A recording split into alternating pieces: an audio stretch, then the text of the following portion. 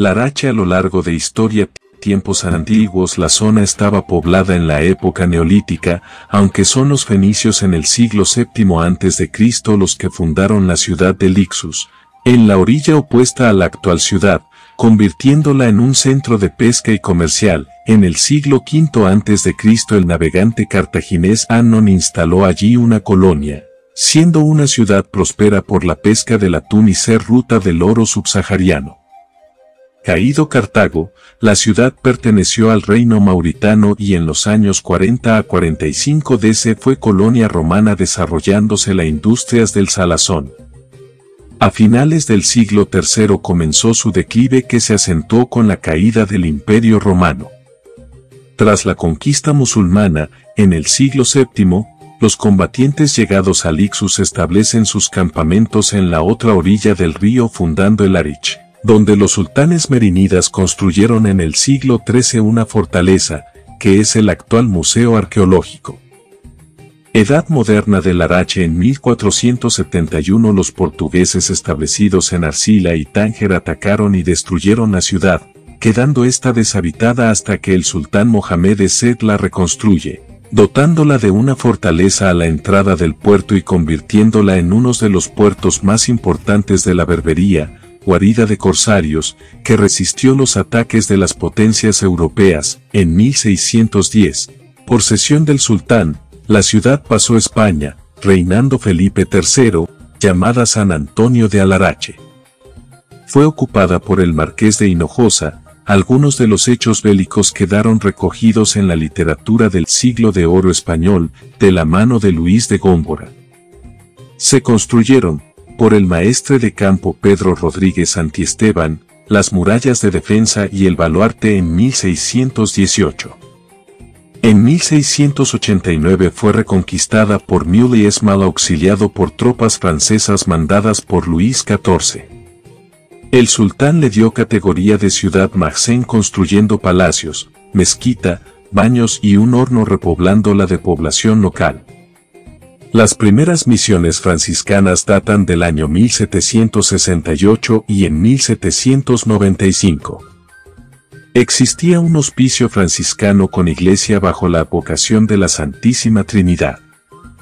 En 1888 fue establecida definitivamente la misión católica española por los franciscanos, construyéndose en 1901 la iglesia de San José en el barrio judío.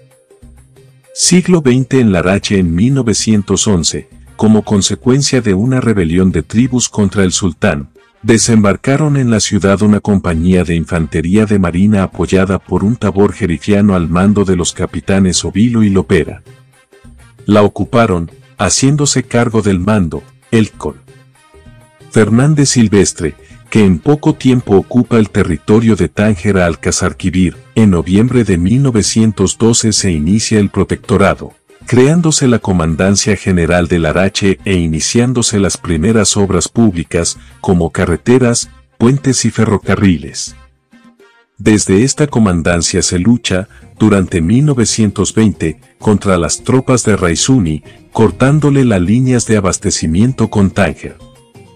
En 1922 se ataca a Raisuni en Tasarut, obligándolo a refugiarse en el monte Buasen, cerrándose la línea fronteriza de Lucus.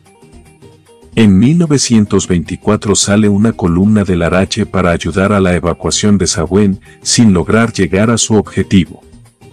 Es a partir de 1926, vencido Abel Krim, las tropas de esta comandancia avanzan hasta Chauen pacificando el interior. Durante el protectorado la ciudad quedó encuadrada en el territorio de Lucus, con una intervención territorial, convirtiéndose en centro militar, agrícola, ganadero y pesquero, destacando la Compañía Agrícola de Lucus. Contaba con plantaciones en la zona de Lucus, fábricas de harinas, pastas, desmontadora de algodón, molino de arroz, conservas de pescado y vegetales, fábricas de embalaje, etc. La pesca contó con una almadraba de atún y una amplia flota. En Aguamara se instaló la famosa La Yeguada de Smith el Ma y el aeródromo, con una línea aeropostal a Sevilla, pionera en España. Se construyeron colegios, mercados, iglesias, etc., adecentándose los cementerios musulmanes e instalándose un faro en Punta Nador. Durante esta época era una importante guarnición militar, con el campamento de Punta Nador al oeste, los cuarteles de regulares, el hospital militar y jefatura de la Legión al sur y al este en la carretera de Fez, una agrupación de cuarteles, el parque de artillería, la estación radiotelegráfica y los centros de cría caballar y intendencia.